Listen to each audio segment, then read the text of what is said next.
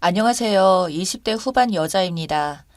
지금은 파혼한 상태인 전 남자친구의 지인이 볼까 신경이 쓰이기도 하는데 홀가분하기도 하고 갑갑한 마음에 울려요. 엄청 깁니다. 제목처럼 결혼식 직후 파혼을 했어요. 혼인신고 전에 이혼인지 파혼인지 애매하게 되었는데 전 그래도 파혼이라고 하고 싶네요. 원래 오늘은 결혼식 진행입니다. 저희는 호텔에서 식을 진행했고 고급 예식장이었습니다. 결혼 한 달 전부터 양쪽 집안 사이에 여러 가지 진행 방법에 있어 상당한 의견 차이가 있었습니다. 신랑 측이 개인적으로 아는 전문가를 불러서 행사를 진행하자고 초대 가수를 불러서 노래 부르게 하면서 잔치 분위기 내자고 하셨고, 신부 측은 호텔 결혼식인 만큼 고급스럽고 차분한 분위기에서 진행하고 싶다고 했죠.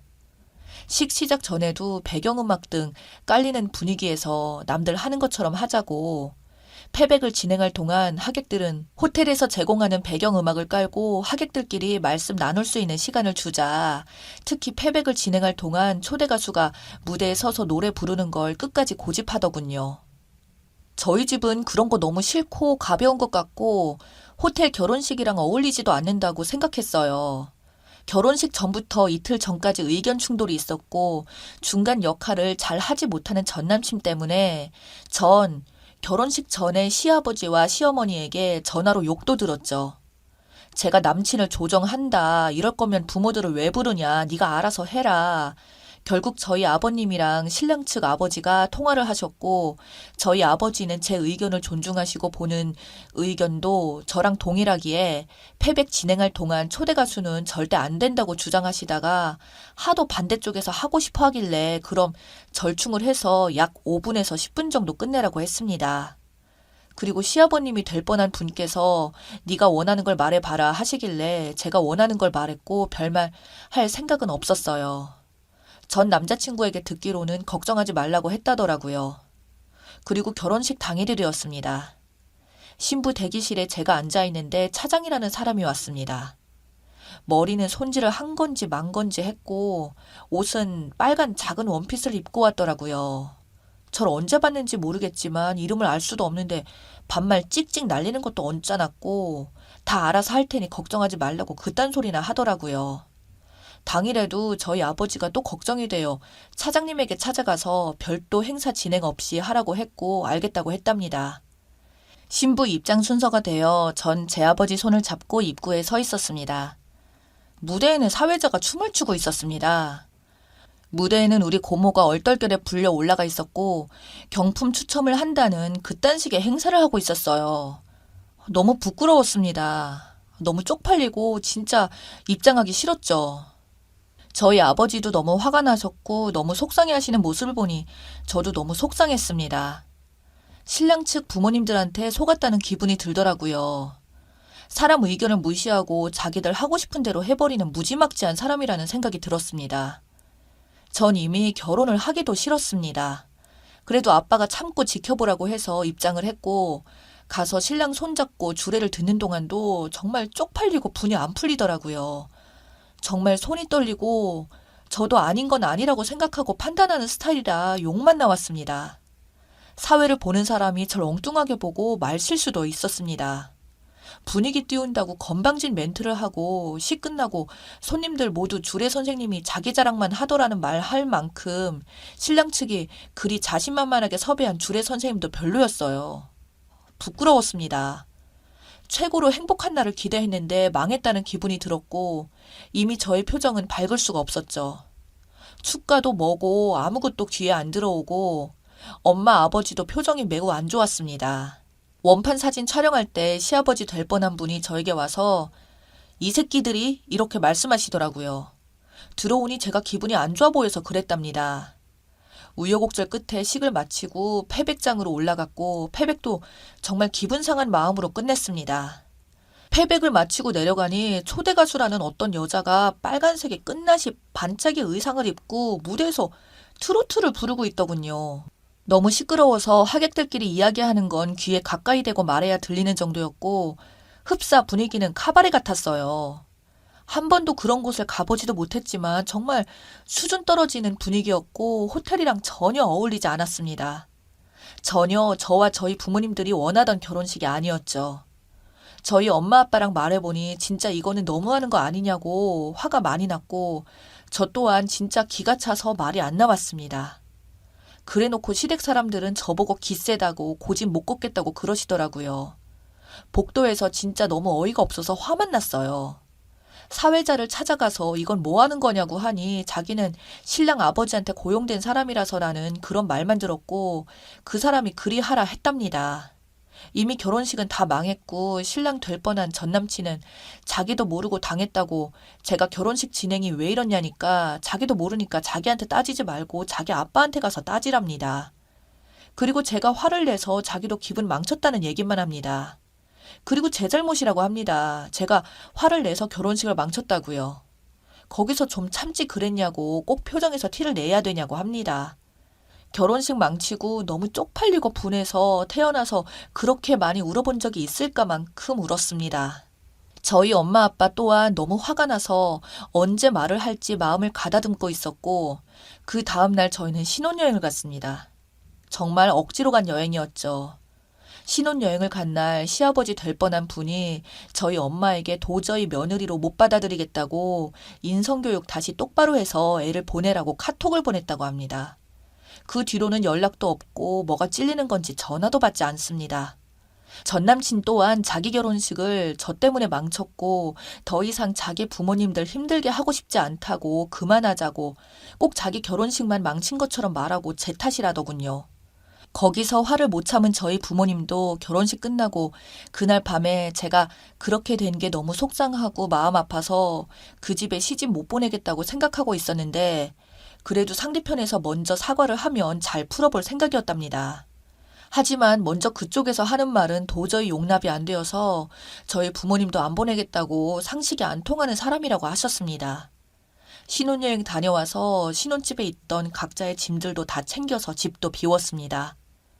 여태까지 미안하다는 말 한마디 없어요. 저희 아버지도 화가 나서 하고 싶은 말 많았는데 그쪽에서 연락 두절이 되자 저랑 아빠랑 상대편 집 앞까지 찾아갔지만 연락을 받지 않고 안 나오더라고요. 저희 아버지는 상대편에게 속았다는 생각에 너무 괘씸해서 아직까지 속상해 하십니다. 저는 제가 그 상황에서 화를 참고 입장을 했지만 더 참아서 화를 안 냈었다면 도저히 그렇게 안 된 걸 그냥 저희 운명이라고 생각하기에 이르렀습니다. 이렇게 무지막지한 집안에 시집가서 자기 부모에게 자기 의견을 일도 주장하지 못하는 전남친이랑 안 살게 되어 다행인 셈이죠. 또한 잘못한 게 없다고 뻔뻔하게 나오는 시댁 어른들을 안 모시고 살게 되어 다행이라고 생각합니다. 저도 아버지도 지역 사회에서 오래 일했기 때문에 집안의 결혼이라서 주변에 널리 다 알려졌지만 이제 그냥 파혼하겠다고 제가 제 입으로 말하고 다녀요. 결혼 진행을 할 때도 시부모님이 이기적이라는 생각을 많이 했었는데 이 정도로 뻔뻔할 줄 몰랐습니다. 그리고 전 남친도 자기 엄마 아빠 말 잘 듣는 줄 알았는데 엄마 아빠 더 이상 속상하게 하기 싫다는 말 듣고는 정말 이 정도로 문제가 있냐라는 생각했습니다. 저는 공무원 5년차 7급이고 저희 아버지 또한 공직자 30년 차입니다. 전 남친은 본인 아버지랑 개인 사업자로 사업체를 운영 중이고 아버님이 사장, 본인은 직원입니다. 가족이 운영하죠. 상대편에서도 마음에 안 들어 있을지도 모르지만 저희 부모님 또한 공무원 사위를 원하셨지만 제가 좋다고 해서 결혼을 허락한 케이스예요. 엄마 아빠가 반대하는 결혼은 왜 하지 말아야 하는지 알겠습니다. 돈도 많이 쓰고 쪽팔리기도 하지만 그래도 이겨낼 겁니다. 주인공은 이미 댓글에 답글을 다셨네요. 결혼식에 관계자분들이 댓글을 달으셨고 일부 사연도 같이 소개해 드릴게요. 저희 집이 거지도 아니고 식대를 누가 냈겠어요. 나이는 제가 남자보다 2살 더 어리고요. 제가 특별히 결혼을 재촉한 적 없습니다. 여행 가서도 전 이미 마음이 떠서 여행하기 싫은데 안 간다고 하니 또 저보고 이기적이라면서 뭐라고 하더라고요. 하객 수도 많고 하면 본인 환갑이나 가족잔치를 하셨어야죠. 무시하고 강요한 건 잘못된 건지 생각이 들었습니다. 그리고 저 댓글은 지우신 것 같은데 허위 사실인가 알아볼까요? 파혼이든 이혼이든 숨기려고 생각한 적 없어요. 숨기려 해도 숨겨지지 않겠죠. 각오하고 쓴 거예요. 그리고 전 제가 식장에서 하는 거 다 했다고 한 적 없어요. 저는 이미 식 입장 전에 표정은 똥 씹은 표정이었고 좋지도 못지않은 채 성질은 있는 대로 난 상태였어요. 제가 전 남친한테 배려가 없어서 거기서 화를 못 참아서 화를 냈다고 하시던데 그럼 그렇게 싫다고 행사 진행하지 말자고 말했는데 기어코 강행한 것은 무슨 대쪽 같은 경우인가요? 대한민국의 어떠한 신부가 첫 결혼식에서 신부 입장 전에 사회자가 트로트를 혼자 부르고 무대에서 개다리 춤을 추고 백화점 사원 행사처럼 경품 추천한다 하며 진행하는데 온화하고 평안한 마음으로 입장할 수 있을까요? 본인이 원했으면 모르겠으나 결사반대를 한 상황이에요. 저한테 화를 못 참았다고 하시는 분들은 본인이 이런 상황에 처했을 때도 그렇게 화를 잘 참아낼 수 있다고, 그렇게 할 수 있다고 장담하실 수 있나요? 이 사건은 당사자들 6명 모두 잘못이 있음에도 결혼식 망친 걸 제 탓을 하고 있으니 제가 미치는 거죠. 그게 전부 제 탓인가요? 저 혼자 다 뒤집어 쓸 순 없죠. 왜 모두가 제 탓을 하는 건가요?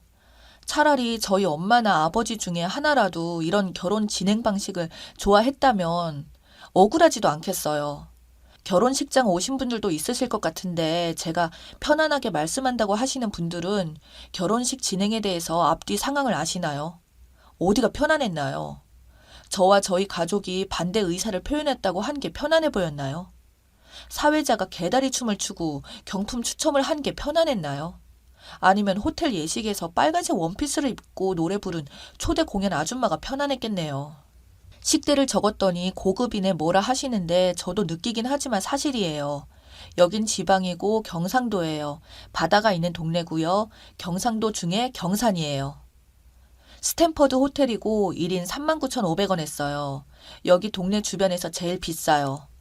그리고 이렇게 망치지 않았으면 고급스러웠을 것 같네요. 인류 호텔에서 결혼하지 못했고 식대 때문에 주작이니 뭐니 하시는 분들 뭐 어쩌자는 건지. 스탠퍼드 호텔에서 전화해서 여쭤보세요. 결혼식은 신랑 신부가 주인공인 모두가 이 두 사람의 가장 행복하고 뜻깊은 날이 되도록 축복해주는 날인데요. 그냥 이곳에서 피해를 본 내가 짠했네요. 돈도 많으신 것 같은데 시아버님 왜 그러셨어요? 회갑잔치는 따로 하세요. 그저 눈에 띄고 싶으셨나 봐요. 한참 모질한 남편이랑 작자도 귀하다며 다시 데려가 맘고생을 하시겠어요. 결혼을 앞에 두신 여성분들 조심하시고 잘 확인하시고 이런 시아버지면 하지 마세요. 이런 남편, 이런 시댁 걸리면 뭐 된 거예요.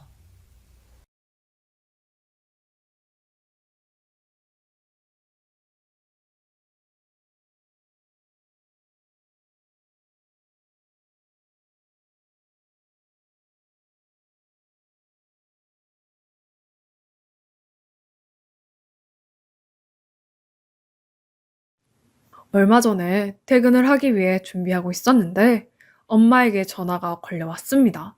아들, 오늘은 일찍 끝나는 거니?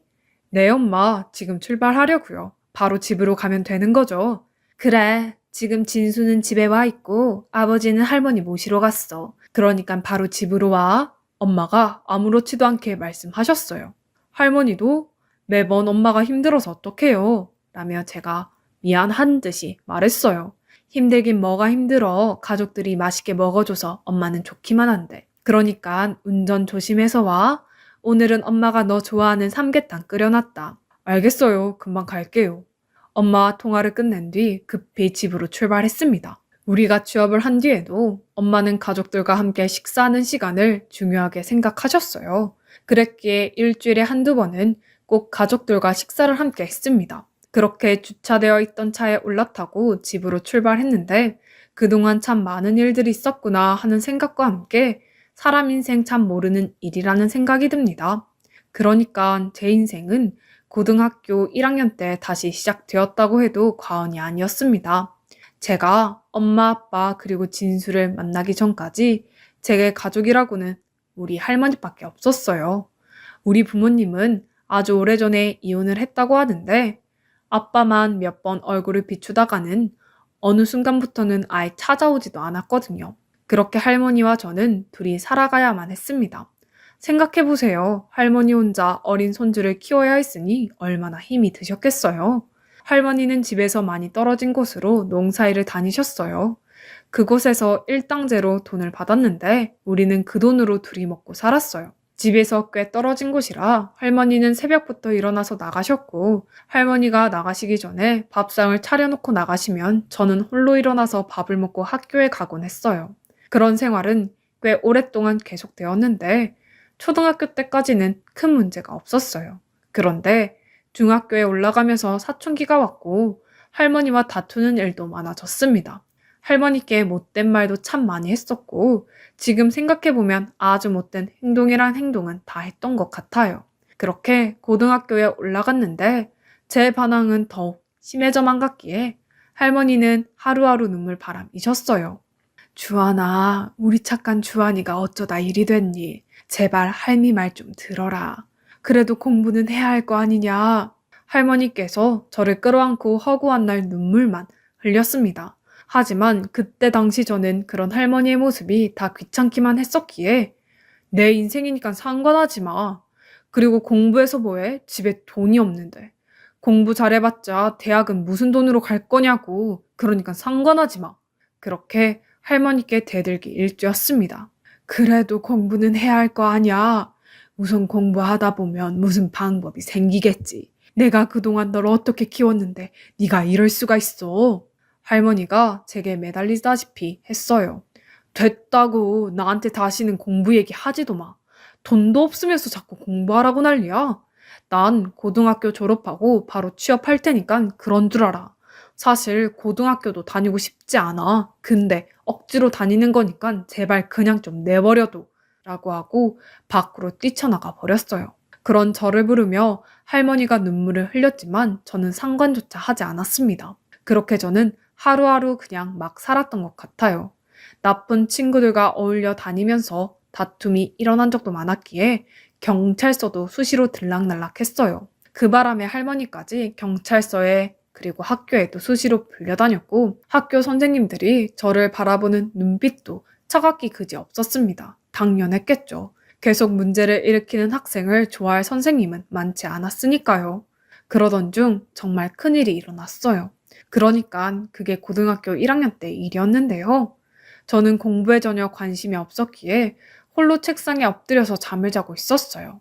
그런데 담임 선생님이 교실 안으로 들어오시더니 야, 김주환 일어나봐. 안 들려? 빨리 일어나라고. 선생님이 짜증 섞인 목소리로 말했어요. 왜요? 제가 고개를 들었는데요. 네가 진수 지갑 가져갔지? 선생님이 다짜고짜 물었어요. 네? 그게 무슨 말이에요? 지갑을 가져가다니요. 저 안 가져갔습니다. 안 가져가긴 뭘 안 가져가. 진수 말로는 체육 시간에 다들 운동장에 있었는데 너만 교실에서 있었다던데? 그러니까 네가 범인이 확실하구만. 선생님은 이미 저를 범인이라고 생각한 듯 했어요. 진수가 봤대요? 제가 가져간 거 봤냐고요? 제가 흥분한 채 소리쳤어요. 어머, 얘 좀 봐. 너 선생님 앞에서 무슨 버르장머리 없는 행동이야? 안 가져갔다고요. 그니깐 가반, 야구단 이건처럼 의심하냐고요. 그럼 지갑이 발이 달려서 혼자 어딘가를 갔다는 거니? 그러니까 네가 왜 체육 시간에 교실에 혼자 남아있어? 너 그거 자체가 문제인 거야. 선생님이 팔짱까지 낀 채로 저를 노려봤어요. 오늘 몸이 안 좋아서 누워 있었고요. 체육 선생님께 허락도 받았어요. 저도 지지 않고 큰 소리로 말했어요. 아무튼 그건 잘 모르겠고 이따 교무실로 와. 나도 확인해 봐야 하니까. 라며 선생님이 교실을 나가버렸는데요. 선생님이 교실을 나가자마자 여기저기서 수근거리는 소리가 들려왔어요. 진수 지갑이면 돈도 많이 들어있었을 텐데 아주 작정을 했구만. 진수 아빠가 엄청 부자인데다가 학교에 기부도 많이 했다면서 선생님들이 진수 일이라면 물불 안 가리던데 쟤도 참 큰일 났구만. 아직 사태 파악 안 되는 거 아니야? 어떻게 그런 짓을 했다냐? 진수가 직접 선생님께 말한 것 보니 확실한 거네. 친구들이 저를 보며 대놓고 한마디씩 하기 바빴어요. 진수 아버지가 사업을 한다고 했는데 집이 상당히 부자라고 했어요. 그런 진수는 얼굴도 잘생기고 공부도 정말 잘했어요. 거기다 성격도 좋은 편이다 보니 주변에 친구도 항상 많았어요. 그렇게 친구들이 저를 보며 계속해서 수근거렸고 친구들이 수근거리는 소리를 들으며 안 되겠다 싶었는지 진수가 제 가까이로 다가왔어요. 주한아, 난 네가 내 지갑 가져간 거라고 말하지는 않았어. 그냥 네가 교실에 혼자 있었다고 한 거지. 근데 아무래도 선생님께서 오해를 하신 것 같아. 내가 다시 잘 말해볼게. 진수가 미안하다는 표정으로 말했어요. 그래? 그럼 날 의심하지 않았다. 뭐 그런 말인 거냐? 제가 진수를 한껏 노려봤어요. 아니, 뭐 그렇다기보다는 사실 네가 교실 안에 혼자 있었던 거라 아무래도 내 입장에서는 그럴 수밖에 없었어. 그 안에 돈이 좀 많이 들어 있었는데 그거 오늘 우리 엄마 선물 사려고 가지고 왔던 거거든. 나도 나름 꽤 많이 모았던 돈이라서. 근데 하필 네가 혼자 교실에 있었던 거고. 진수가 제 눈치를 보며 말꼬리를 흐렸어요. 재수없는 인간. 넌 네가 그렇게 말해놓고 뭐? 그럴 생각은 아니었어? 너도 내가 지금 네 지갑 가져갔다 확신하고 있잖아. 그러면서 착한 척이란 척은 다 하고 있네.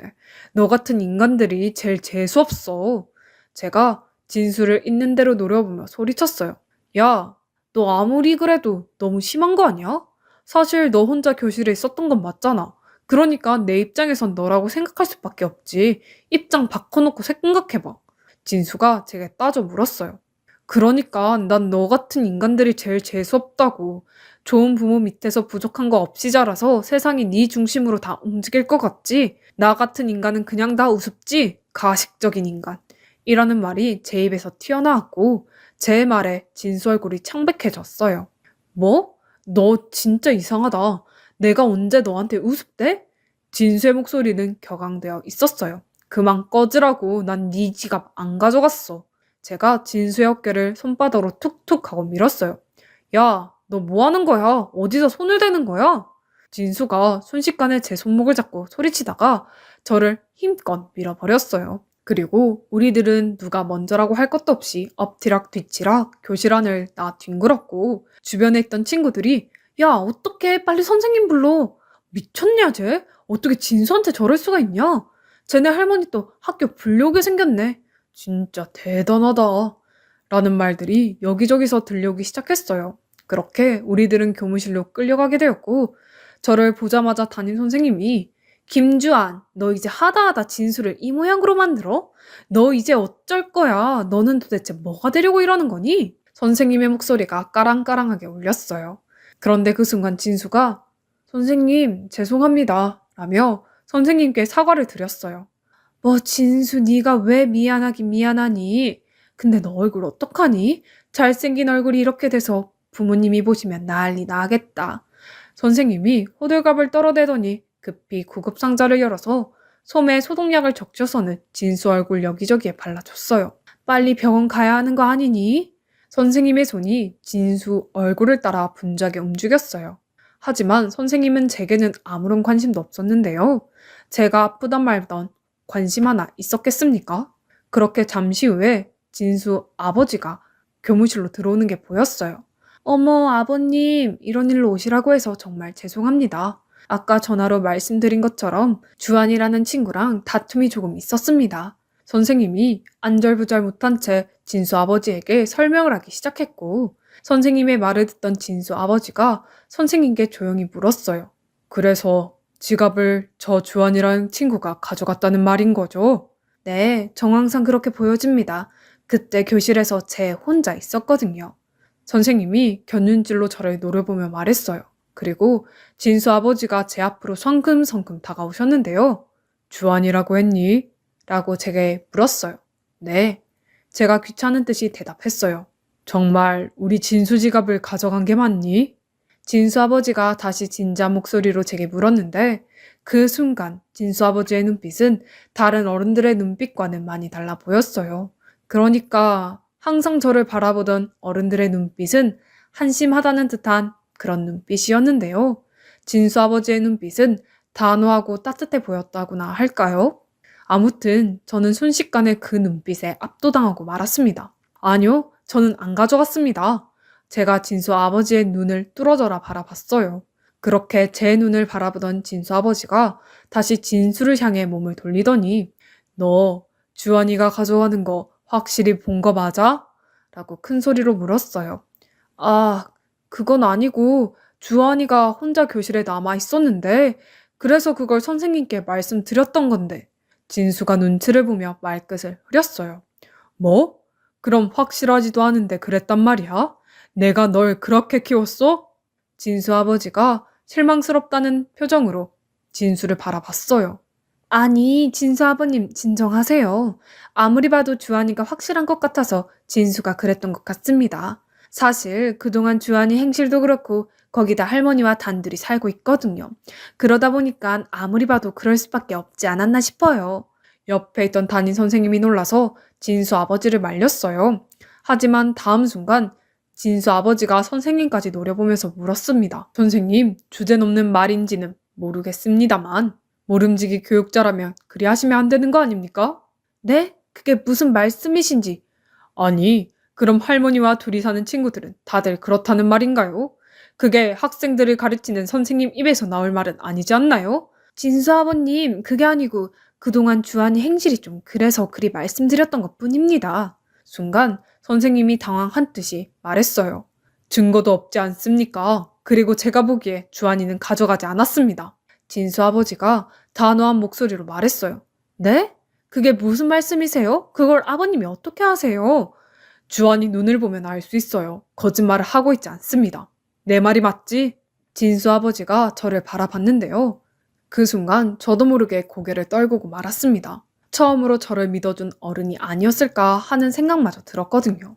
그렇게 제가 눈물을 가득 머금은 채 고개를 푹 숙이고 있었는데 교무실 문이 열리면서 우리 할머니께서 잔뜩 겁먹은 표정으로 들어오셨어요. 아이고, 선생님 죄송합니다. 제가 일을 하느라 늦게 왔습니다. 정말 죄송합니다. 할머니가 머리까지 조아리며 선생님께 말했는데 농사일을 하다 오시느라 우리 할머니의 차림새가 말이 아니었어요. 거기다 그때가 여름이었던지라 땀 냄새와 농작물 냄새까지 섞여서 뭐라 표현할 수도 없는 그런 상황이었어요. 그리고 그런 할머니의 모습을 보며 담임 선생님은 이미 눈살을 찌푸렸는데요. 뭐야, 이게 무슨 냄새야? 라며 코를 틀어막아 버렸어요. 그 순간 제가 얼마나 비참했는지 모른답니다. 하지만 진수 아버지는 달랐습니다. 우리 할머니를 보자마자 한 걸음에 달려가시더니 안녕하세요. 주한 학생 할머님이세요? 알고 보니 우리 진수가 잘못한 건데 괜히 바쁘신 할머니까지 오시게 만들었네요. 정말 죄송합니다. 우리 할머니에게 허리까지 숙이시며 사과했어요. 그 모습에 제 눈에서 눈물이 비 오듯이 쏟아내렸답니다. 그날 저는 흐르는 눈물을 주체할 수가 없었는데 그동안 쌓였던 서러움이 한꺼번에 몰려왔던 것 같아요. 자식을 어머니에게 맡기고 연락 한 통 없던 우리 부모에 대한 서러움까지 더해져서 더 그랬던 것 같습니다. 그렇게 교무실 안이 술렁이기 시작했어요. 담임 선생님의 얼굴이 홍당무처럼 변해 있었으니까요. 다른 선생님들조차 고개만 푹 숙인 채 아무 말도 못하고 있었어요. 할머님, 별일 아니니까 걱정 안 하셔도 됩니다. 우리 아들이 잘못 알고 주한 학생한테 그랬던 것 같습니다. 주원 학생 치료비는 제가 부담하도록 하겠습니다. 정말 죄송합니다. 진수 아버지가 우리 할머니께 다시 사과를 했고, 아이고, 아닙니다. 그리고 정말 감사합니다. 우리 할머니가 떨리는 목소리로 말을 했어요. 그런데 그 순간 진수 아버지가 우리 할머니 손을 꼭 붙들면서 많이 놀라셨죠? 저도 아들 키우다 보니 하루하루 편할 날이 없네요. 아들들이 원래 말썽도 많이 피우고 그런답니다. 그러니까 너무 걱정하지 마세요. 주한이도 잘 자랄 겁니다. 주한이 눈빛이 보통 눈빛이 아니거든요. 그러고는 진수 아버지가 큰 소리로 웃었는데 그 웃음소리 때문이었을까요? 갑자기 제 마음이 안정이 되면서 따뜻해지는 것이 느껴졌어요. 그렇게 우리 할머니는 돌아가셨고 진수 아버지가 담임 선생님을 보며 저 선생님 수업도 다 끝나가는데 제가 지금 애들 데리고 나가봐도 되겠습니까? 우선 병원부터 가봐야겠네요. 라고 말했어요. 네, 알겠습니다. 그쯤에서 선생님은 고개를 숙이고 있었기에 조용한 목소리로 말했어요. 아참, 그리고 선생님, 제가 마지막으로 부탁 하나만 해도 될까요? 네? 아, 네, 무슨 부탁이신데요? 적어도 학교에서만은 학생들이 차별받지 않았으면 좋겠네요. 진수 얼굴에 약 발려주셨으면 주한이한테도 그렇게 해주셨어야죠. 선생님들이 올바른 가치관을 가지고 계셔야 대한민국의 미래가 밝지 않겠습니까? 부디 모든 아이들을 따뜻하게 보듬어 주세요. 부탁드리겠습니다. 진수 아버지가 간절한 눈빛으로 선생님을 바라봤어요. 아, 네, 잘 알겠습니다. 죄송합니다. 선생님이 잔뜩 긴장한 채 말했어요. 그 뒤 진수 아버지는 저와 진수를 데리고 교무실에 나왔어요. 니들 괜찮은 거지? 우리 가서 밥이나 먹자. 원래 남자들은 그러면서 친해지는 거야. 그리고 진수와 저를 보며 활짝 웃었어요.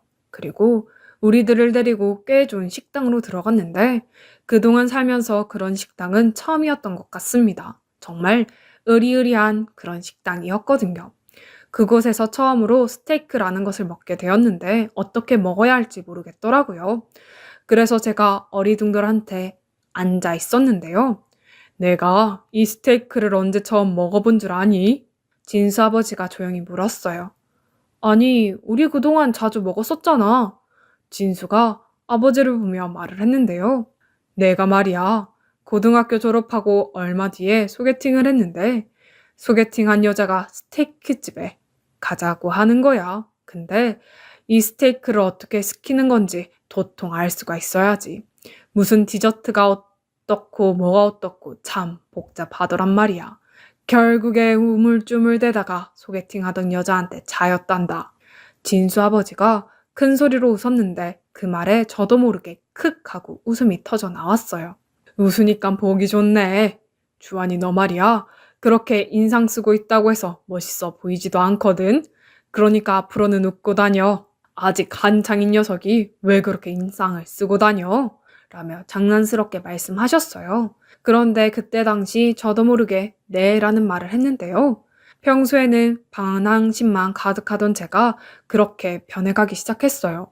거기다 진수 아버지가 스테이크를 다 썰어서 제게 건네주시면서 자, 맛 좀 봐. 여기 있는 소스에 찍어 먹으면 맛이 아주 괜찮을 거야. 그리고 너도 잘 봐도 나중에 소개팅해서 여자한테 차이면 안 되잖아. 하긴 주한이는 얼굴이 잘생겨서 쉽게 차이거나 하진 않겠다.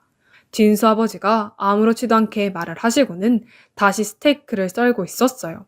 그리고 저는 그때 처음으로 제 얼굴이 나름 괜찮구나라는 생각을 하게 되었답니다. 그렇게 처음으로 즐거운 식사를 한 뒤 집으로 돌아왔는데요. 그때 제 표정이 참 많이 달라졌다는 것 같아요.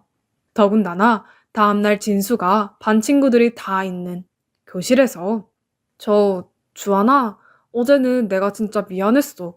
집에 가봤더니 지갑이 책상에 있더라고. 진짜 미안해. 라며 진심으로 사과했어요. 진수 부모님은 정말 좋은 분들이셨는데요. 진수 지갑이 집에 있었다는 사실을 알게 된 진수 부모님께서 할머니와 저를 집으로 초대까지 해서 식사를 같이 하게 됐어요. 그 뒤 진수와 저는 둘도 없는 친구가 되었고 진수 부모님은 저를 마치 아들 대하듯이 됐어요. 저 또한 두 분을 엄마 아버지라고 부르며 따랐고요. 두 분은 제가 공부하기를 간절히 바랬고 저는 두 분의 응원에 힘입어 정말 열심히 공부했습니다. 그나마 다행이었던 것이 머리가 나쁘지 않았던 것인지 두 분의 도움을 받아 진수와 함께 과외도 받으면서 성적이 눈에 띄게 좋아졌어요. 그때쯤 저는 더 이상 문제 많던 김주환이 아니었어요. 어느덧 모범생이 되어 얼굴 표정 자체가 바뀌어 있었답니다. 그렇게 저는 두 분의 든든한 지원을 받아 열심히 공부했는데 고2가 되던 해에 세무사가 되고 싶다는 생각을 했기에 종일 책상 앞에 붙어 있었던 것 같아요. 어느 날 아버지가 우리를 보며 우리 집에 세무사 한 명 있었으면 좋겠다. 사업을 하다 보니 세무사가 꼭 필요해. 라는 말씀을 하셨거든요. 그런 아버지 때문이었을까요? 저는 세무사가 돼야겠다는 생각을 하게 되었어요. 그렇게 대학을 졸업하고 몇 년 뒤 저는 세무사가 되었습니다. 물론 시험에서 몇 번 떨어지긴 했지만 그때마다 사람이 시험에 다 떨어져 보기도 하고 그래야 강해지는 거야.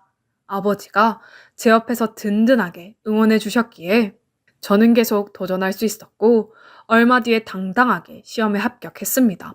시험에 합격했던 날 아버지가 저를 데리고 한 포장마차로 들어가셨는데 소주 한 잔 따라주시던 아버지가 나는 아직도 이런 곳이 편하구나.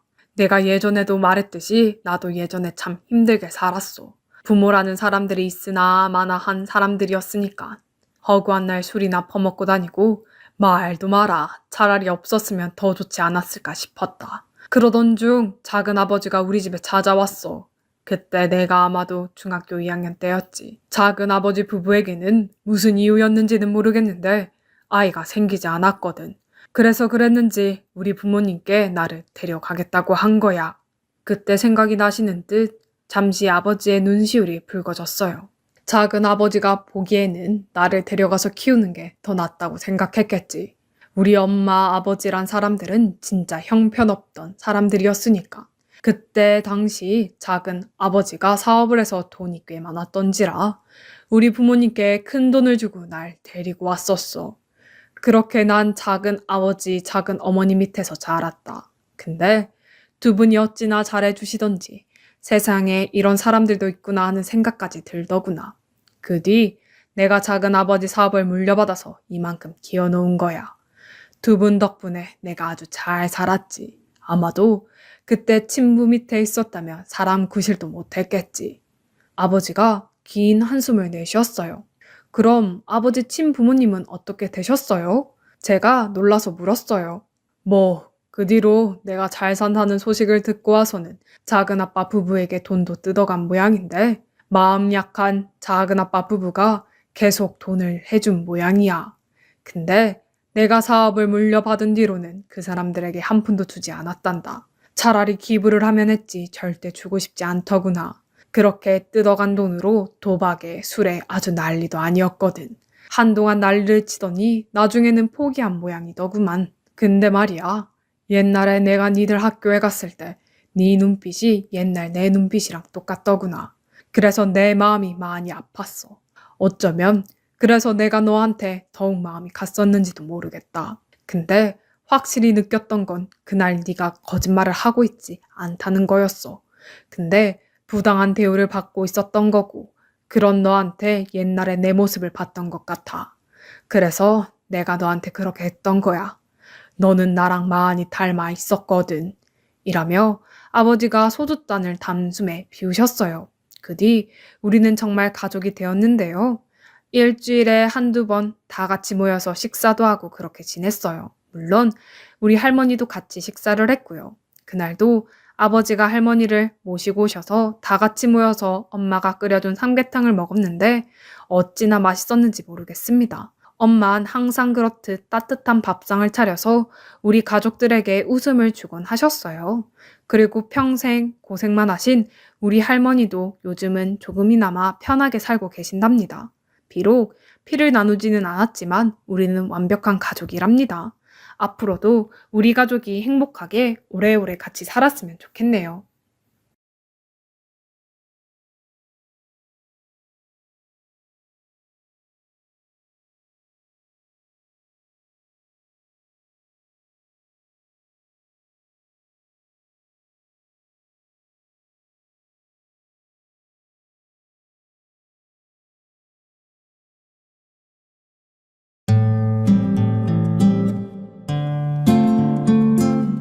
안녕하세요.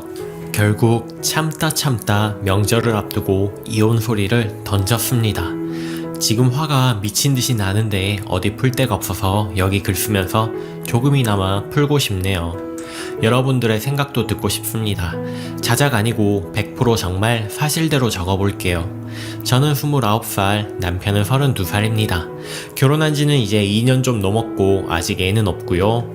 남편은 월 230 정도 가져오는데 각종 보너스 합하면 연봉 3천 정도 되는 것 같고 저는 자영업으로 월 700 정도 나와서 연봉으로 치면 8천이 넘습니다. 남편 서울에 그저 그런 대학교 졸업해서 중소기업 다니는 거고요. 저는 고졸이라서 결혼할 때 시댁에서 엄청 반대했었네요. 그래서 결혼할 때 시댁에서 금전적으로 도와준 것도 전혀 없었습니다. 결혼할 때 집, 혼수, 결혼식 비용 전부 반반으로 했고 공동 명의로 했습니다. 예물도 그냥 간단하게 반지만 했고 예단은 안 했어요. 결혼하고 돈 관리 제가 하려고 했는데 용돈 얼마 줄 거냐고 물어봐서 40만 원 준다고 했습니다.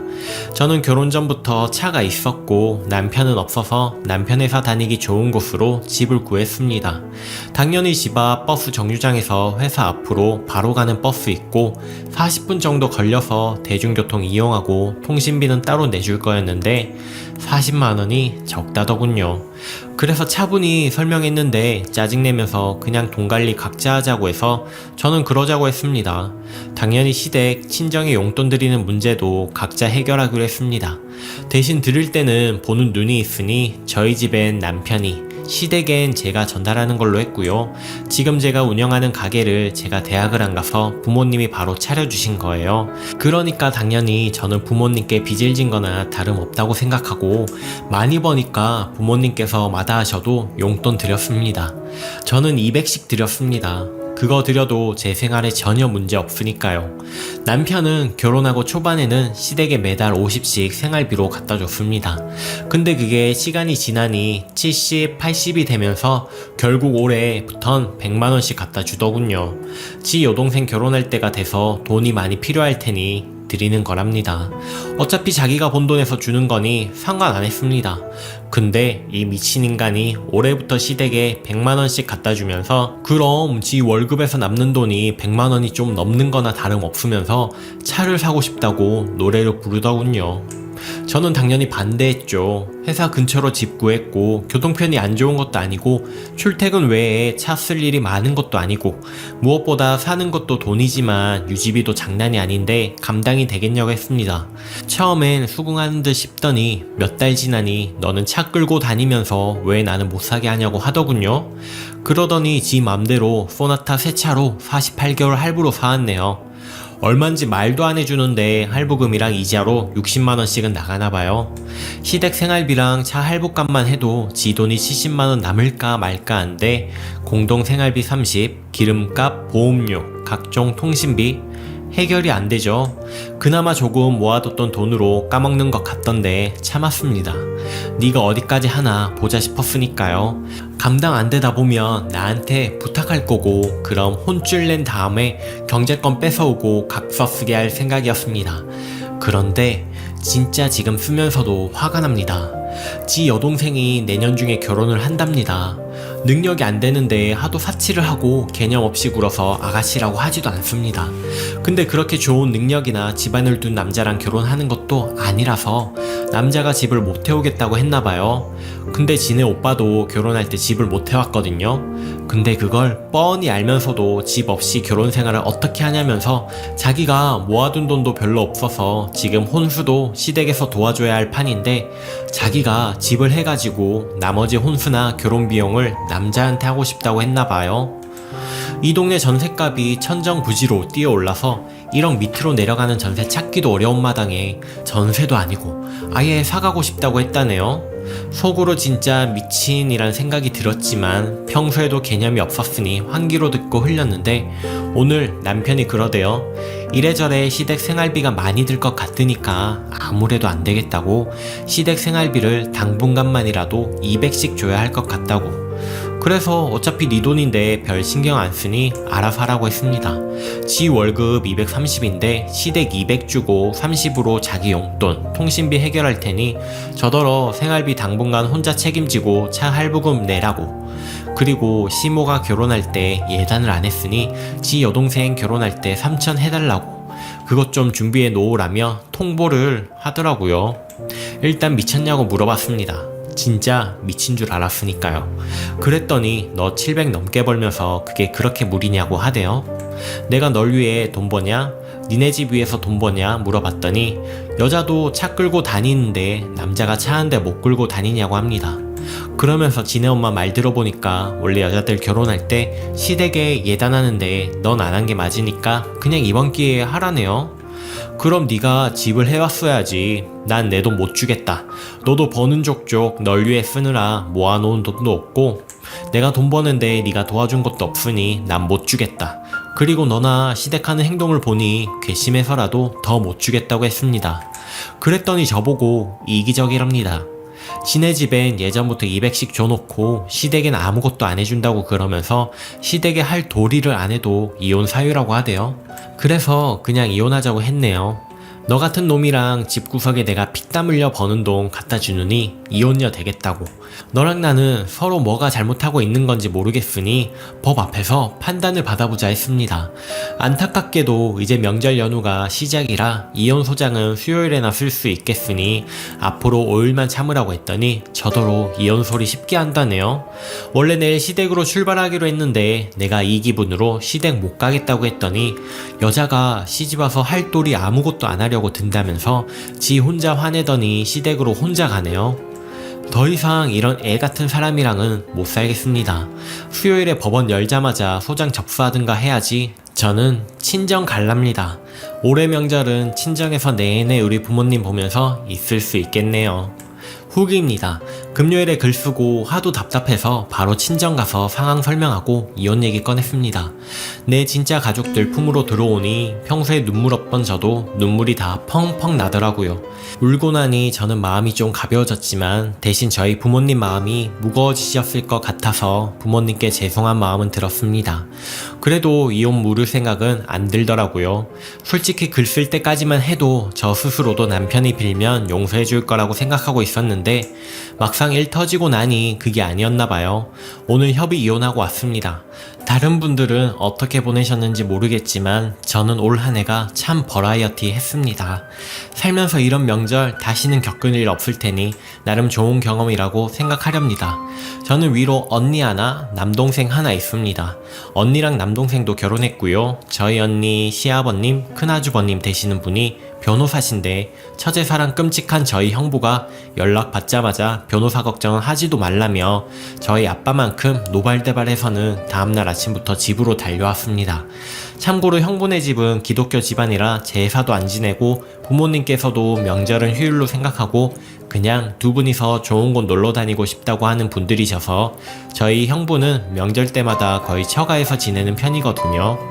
참고로 저는 결혼하고 첫 명절 때 남편이 불편하니 처가에 안 간다고 해서 그럼 나도 시댁 불편하니 얼굴만 비추고 편한 우리 집으로 간다고 하고 명절 전날 시댁 가서 당일날 아침 먹고 바로 저 혼자서 친정으로 왔습니다. 시모, 시누, 남편까지 헛소리하는 거 쌩 무시하고 그 이후로도 계속 명절 때마다 그렇게 지냈고요. 형부가 변호사는 아니지만 워낙 주변에서 보고 들은 게 많다 보니 남편이랑 시댁에서 전화 오면 무슨 내용이든 일단 녹음부터 하라고 가르쳐줘서 시댁이랑 남편한테 전화 오는 족족 전부 녹음했습니다. 전화하면서 녹음을 해본 게 이번이 처음이라 걱정했는데 별로 어렵지도 않고 녹음 음질도 들릴 거 다 들리고 좋더라고요. 토요일에 점심시간 좀 지나서 남편한테 전화가 오더니 우리 집에 언제 올 거냐며 시간으로 치면 하루도 안 지났는데 아무 일도 없었다는 듯 너무 뻔뻔하게 말하길래 이제 남남될 건데 내가 니네 집을 왜 가냐 그랬더니 그놈의 시집 와서 해야 할 도리가 어쩌고를 운운하며 헛소리를 하길래 네 얼굴 볼 일도 곧 없어질 테니 이번뿐이 아니라 앞으로도 영원히 니네 집 갈 일 없다고 했습니다. 그랬더니 시모가 옆에 붙어 있었던지 전화 빼서 들고는 다짜고짜 야 이 미친 사람아 라며 소리 지르길래 전화 잘못 거셨나봐요. 미친 사람 번호 아니니까 끊습니다. 저러고 끊었습니다.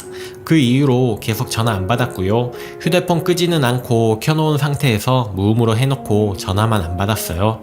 전화하는 사람 더 짜증나라고.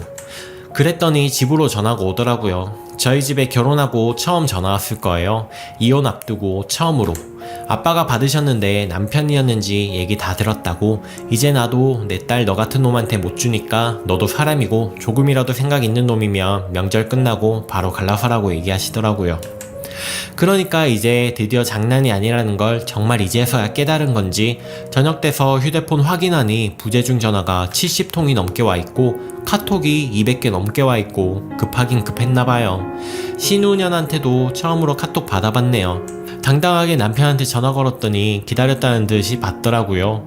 여보세요? 여보세요 하면서 허겁지겁 받은 거 다 티나는데 아직도 큰 소리 치고 싶은지 좋은 날 이게 뭐 하는 짓이냐면서 생각이 있으면 이제 그만하라고 하길래 그대로 전화 끊어버렸습니다. 그리고 다시 전화 오는 거 싹 씹고 정확하게 1시간 있다가 다시 전화 걸었습니다. 이혼할 때 이혼하더라도 남은 기간 동안 깔끔하게 갈라서려면 제 말은 장난 일절 섞이지 않은 100% 진심이라는 걸 알아먹도록 교육시켜야 할 것 같아서요.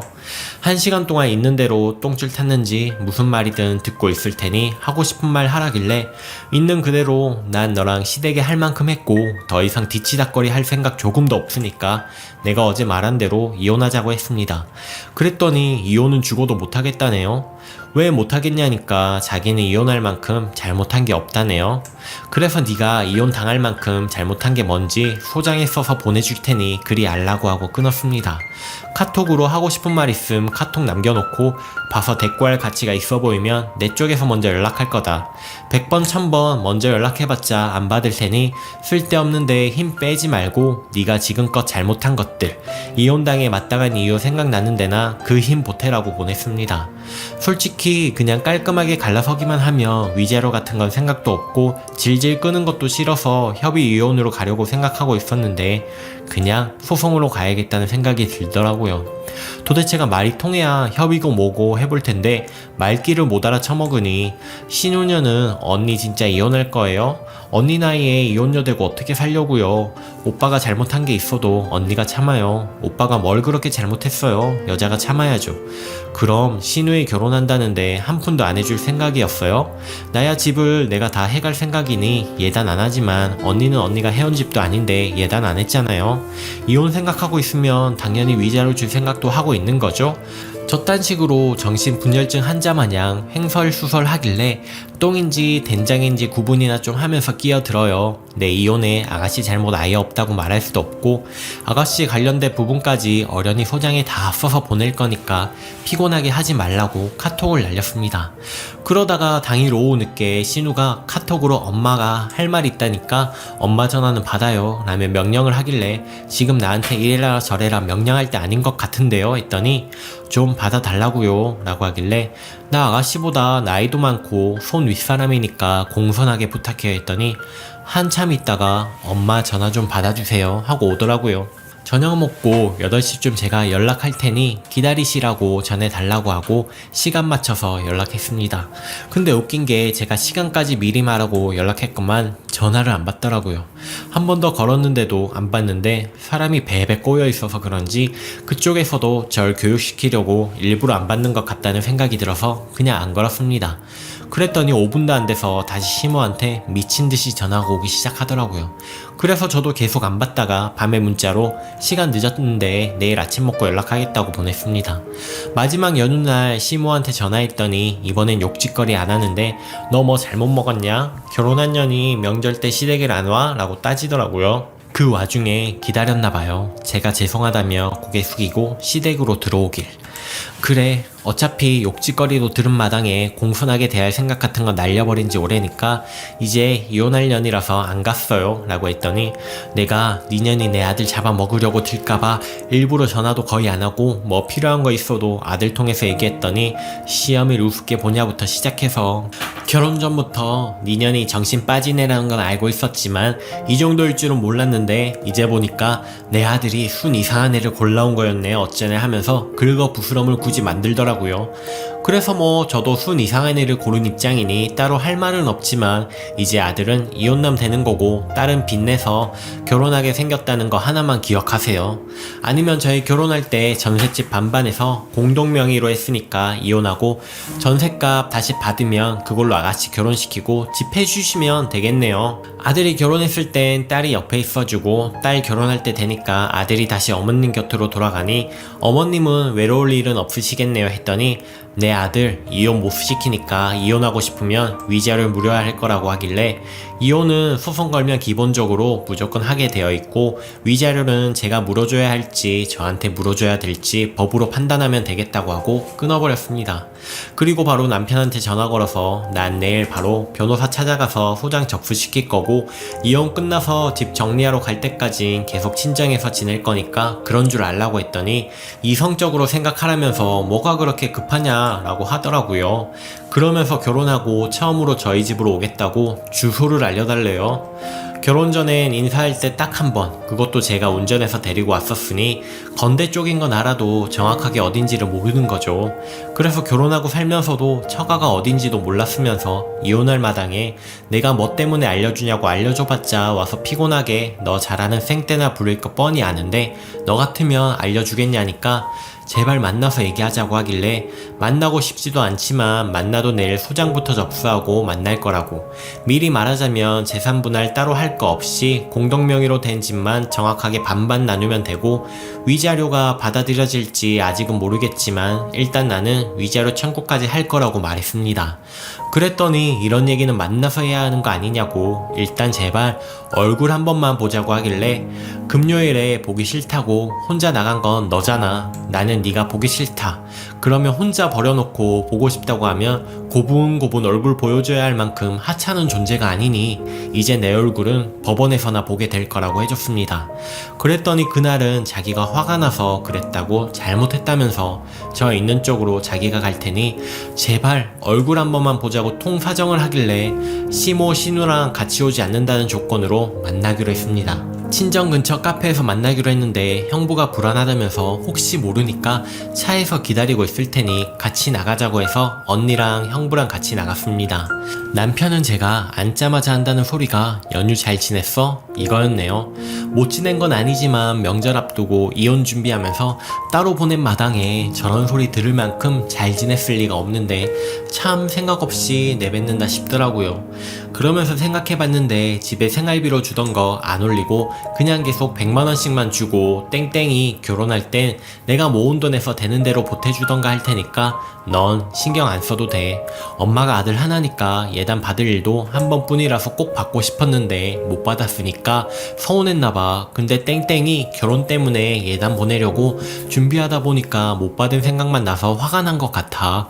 저번에 생활비 붙이고 전화 왔을 때 처가에는 돈 얼마씩 주냐고 물어보길래 말했더니 그거 듣고 나서 폭발해가지고 그런 거야. 어쨌든 예단은 안 하기로 하고 집 하려고 하니까 돈만 더 들어서 빚만 늘어나게 생겼으니까 예민해져 있는데 시댁엔 100만원 주고 친정엔 200만원 준다고 하니까 갑자기 그런 거지. 나도 엄마랑 땡땡이가 전화와서 계속 돈 없어서 힘들다 하니까 속상해서 이성을 잃은 것 같아. 그니까 괜히 마음에 담아두지 말고 그냥 이쯤에서 털자. 지금까지 그래왔던 것처럼 앞으로도 우리 집의 돈은 내가 할 수 있는 대로 보낼게. 이렇게 말하더라고요. 녹음한 거 듣고 쓴 거니까 정확해요. 그래서 몇 가지 물어봤습니다. 차 할부가 얼마씩 나가냐니까 한 달에 64만원 정도 나간다네요. 그럼 결혼하고 나서 지금까지 따로 모아놓은 돈은 얼마냐 되니까 1000만원이 안 된대요. 솔직히 얼마 모았는지 물어봐도 나중에 1억 되면 그때 자랑할 테니까 기다리란 말만 해서 몰랐는데 아주 심각한 수준이더라고요. 진짜 기가 차서 왜 그거밖에 없냐고 도대체 돈을 어떻게 쓰고 다니냐니까 한 달 평균 용돈 개념으로 70만원 정도씩 썼대요. 시댁에 100만원씩 갖다주고 공동생활비 30만원 내고 용돈 70만원 써버리면 월급 230에 남는 돈이 30만원인데 그걸로 보험료랑 자기 통신비 내면 돈이 거의 안 남잖아요.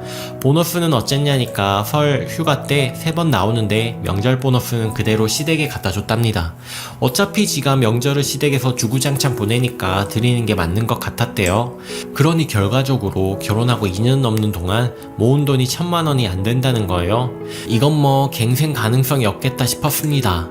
너 같은 놈도 남편이라고 믿고 2년 넘게 산 내가 참 한심하고 불쌍하다. 어차피 너한테 이런 얘기 하는 것도 마지막일 테니 잘 들어봐라. 학교 다닐 때는 등록금에 생활비까지 제 돈으로 벌어가면서 학교 다녀서 졸업한 남자가 있어. 취직해서는 결혼하기 전에 4년 동안 8천만원을 모았고 자기 집에는 생활비로 쓰라면서 따로 돈 한 푼 안 갖다 줬던 사람이야. 그 남자가 결혼을 했어. 근데 결혼하고 나니까 갑자기 자기 집에 생활비라고 한 달에 100만원씩 갖다 줘. 그러고도 용돈이랍치고 70만원씩 써. 집도 전세로 시작해서 결혼했으니 이제 애도 생길 거라 돈을 조금이라도 더 모아야 모자랄 판인데 필요도 없어 보이는 차를 사서 한 달에 60만원씩 또 나가. 그래서 결혼하고 2년 동안 모아놓은 돈이 1000만원도 안 되고 심지어 버는 돈보다 나가는 돈이 더 많아. 근데 알고 보니까 그 남자랑 결혼한 여자가 한 달에 못 벌어도 700만원씩 버는 속칭 억대 연봉인 여자야. 그 남자가 결혼 후에 갑자기 돈을 흥청망청 쓰는 이유가 뭘까? 나는 여자 돈도 지 돈으로 생각해서 그런 거라고 생각하는데 넌 왜인 것 같냐? 지금 바로 나가서 길 가는 사람 딱 10명만 붙들고 물어봐봐. 뭐라고 대답하나? 내가 지금 이게 내 얘기라서 내가 못되게 괜히 내 돈 뺏길까봐 미리부터 선수치고 걱정하는 것 같아? 이렇게 말하면서 언성을 높였습니다. 그때 다른 카페 테이블에 30대로 보이는 여자들 3명이랑 20대 커플로 보이는 2명만 있고 다른 손님은 없었는데 근처에 앉았던 30대 여자들이 제 얘기를 듣더니 별 쓰레기를 보는 눈으로 남편 한심하게 쳐다봤어요. 누가 봐도 쓰레기가 맞았나봐요. 난 너같이 나이만 들고 생각 없는 인간하고는 도저히 못 살겠다. 조용히 협의 이혼 지금이라도 한다고 하면 그냥 깔끔하게 갈라서 주고 아직도 정신 못 차리고 이혼 못하겠네 어쩌네 소리 입 밖에내면 내일 바로 소장 접수하고 위자료 청구까지 할 거야. 참고로 토요일부터 전화 온 것들 그리고 지금 대화 내용까지 전부 녹음했고 네 동생이 나한테 개소리 찌꺼린 카톡도 다 저장되어 있어. 당연히 소송하게 되면 증거로 제출할 거고 내가 지난 금요일부터 너한테 생각할 시간을 무려 4일을 줬는데 너는 그 시간 동안 별 쓰잘데기 없는 생각만 잔뜩 한 것 같으니까 마지막으로 선택할 시간을 딱 10분만 줄게 하고 화장실로 가려는데 절 잡더니 저보고도 마지막으로 한 번만 더 생각을 해보라네요. 정말 안 되겠냐고. 자기는 솔직히 잘 해결할 수 있을 거라고 생각해서 이혼 생각 안 했다고. 나 혼자 결정할 문제 아니고 집에 가서 가족들이랑도 상의해봐야 할 것 같다고 조금만 시간을 더 달라길래 내가 지금 너랑 이혼하지 시모 신우랑 이혼하냐고. 참고로 시모나 신우나 나한테 이혼할 거면 당연히 나보고 위자료 달라고 한 사람들이고 너도 시모 말에 혹해서 예단 대신이네 어쨌네로 나한테 3천만원 내놓으라고 하지 않았냐고. 그렇게 니네 가족 말에 금방 혹하는 인간인 거 뻔히 아는데 상의 같은 소리 하지 말라고. 생각할 시간은 충분히 줬고 그동안 이혼 소리도 계속했는데 이혼 생각 안 한 건 네 사정이지 내가 상관할 바 아니니까 여기서 결정하라고 했더니 자기도 소송 같은 걸 하고 싶은 마음은 없다고 하더라고요. 그래서 그럼 각자 자기 명의 재산엔 터치하지 말고 공동 명의로 된 집은 50대 50으로 나누고 위자료는 서로 없는 걸로 하고 공동생활비 통장에 몇만원 남은 건 그냥 너 가지라고 했습니다. 어차피 너 내일까지 쉬니까 같이 변호사한테 가서 협의 이혼서 작성해서 바로 제출하자고 했고 이미 다 녹음되어 있으니 내일 말 바꿀 생각 같은 건 애초에 하지를 말라고 했고요. 혹시라도 이 문제로 오늘 이후로 시모나 신우가 나한테 찾아오든 전화를 하든 쌍소리를 내뱉으면 그 즉시 전부 녹음 떠서 명예훼손이든 뭘로든 고소하고 시모나 신우 앞으로 위자료 청구할 거라고 단단히 못 박아뒀습니다. 그리고 오늘이네요. 오전 9시부터 형부가 소개해준 변호사 사무실로 가서 혹시 말 바꿀지 모르니 녹음 파일, 카톡 다 가져가서 일단 이혼 소장도 작성해놨습니다. 위자료는 확언은 못하겠지만 정황이나 증거 가져온 걸 보면 받을 수도 있다고는 하시더라고요. 남편한테 12시까지 연락하라고 늦으면 그냥 협의 이혼 생각 없는 걸로 알고 내가 알아서 소장 제출한다고 해놨더니 12시 되기 직전에 전화가 오더라고요. 그래서 변호사 사무실 알려주고 오라고 했습니다. 근데 시모랑 신우랑 같이 오더라고요. 시모나 신우나 뻔뻔하게 두 눈 부릅뜨고 불쾌하다는 듯이 들어오는데 역겨울 지경이었습니다. 남편한테 미리 작성해둔 서류 보여주면서 이대로 제출할 건데 확인해보라고 줬더니 그걸 시모가 종이가 찢어질 지경으로 뺐더니 자기가 먼저 읽어보더라고요. 그러더니 위자료 내용은 왜 없냐고 하더니 당당하게 무려 제 변호사한테 우리가 위자료 얼마 받을 수 있냐며 묻대요. 변호사가 위자료는 저희 쪽에서 청구할 수 있다고 했더니 그딴 게 어딨냐면서 저보고 변호사 홀려서 지편 만들어놨다고. 기가 차서 제가 녹음기 흔들면서 그랬네요. 지금 계속 녹음 중인 거 아세요? 그전 전화부터 다 녹음해놨다는 건 아세요? 정신 차리세요. 지금 못난 사정 뻔히 아니까 받을 수 있는 위자료도 안 받겠다고 선심 써주는 게 누군데 다른 데도 아니고 변호사 사무실에서 난동을 부리세요? 뭐 착각하시나 본데 제 이혼에 가장 많은 해를 끼친 게 어머님이랑 아가씨라서 저 사람 말고 어머님이랑 아가씨 앞으로 위자료 청구할 수도 있어요. 시댁 때문에 이혼할 경우엔 시댁 상대로 위자료 3천만원까지 받을 수 있다네요. 증거도 확보해 놓을 만큼 다 확보해 놓았고요. 제가 한때 가족이었던 사람이기 때문에 남은 잔정 하나로 말씀드리는 건데 그냥 어제 말한 대로 여기서 깔끔하게 협의 이혼하는 게 100번 1000번 나으니까 잊지 마시고 도장이나 찍었으면 하네요. 설마 변호사 앞에서 저한테 쌍욕을 한다거나 폭행하려는 건 아니시죠? 그리고 저희 친정이 어딘지 위치를 모르니 거기로 찾아올 리는 없겠지만 제 가게 어머님이 말씀하신 그 쓰잘데기 없는 CCTV라는 게 달려있으니 가게로 찾아와서 행패 부리거나 할 생각은 애초에 접는 게 좋으실 거예요. 하면서 안 믿을까봐 어제 시모랑 전화했던 거 녹음한 거 들려주니까 세상에 저런 뱀 같은 년이 있냐면서 제 변호사를 붙잡고 이거 소송 못하냐고 하더라고요. 그냥 쌩 무시하고 남편한테 서류에 빨리 도장이나 찍으라고 했더니 한 번만 더 생각해 보라길래 그놈의 생각소리 집어치우고 지금 당장 도장 안 찍으면 소송으로 갈 줄 알라고 했더니 울며 겨자 먹기로 도장 찍더라고요. 그래서 그 길로 깔끔하게 법원에 협의 이혼서 제출하고 왔습니다. 한 달이라는 이혼 숙려기간 받았는데 내일 집도 내놓으려고 생각 중이에요. 원래 성격이 일을 한다면 하는 성격이고 사실 인내심 같은 건 없는 사람인데도 자주 부딪힐 일도 없는 시댁이니 그냥 고분고분 말 들어주고 했더니 아주 사람은 뭐처럼 생각하더라고요. 이제 이혼녀 됐지만 후회는 없습니다. 혹시 이혼 생각하고 계신 분들 계시다면 이혼할 때 녹음기는 필수라는 말 드리고 싶습니다. 제 글을 읽어주시고 제 편 들어주신 분들 정말 감사해요. 옆에서 봐주시는 분들은 안 계시겠지만 혼자 돼서도 열심히 사는 걸로 보답 아닌 보답하겠습니다. 오늘의 사연은 여기까지입니다. 여러분의 생각을 댓글로 적어 공유해주세요. 오늘도 행복한 하루 되세요.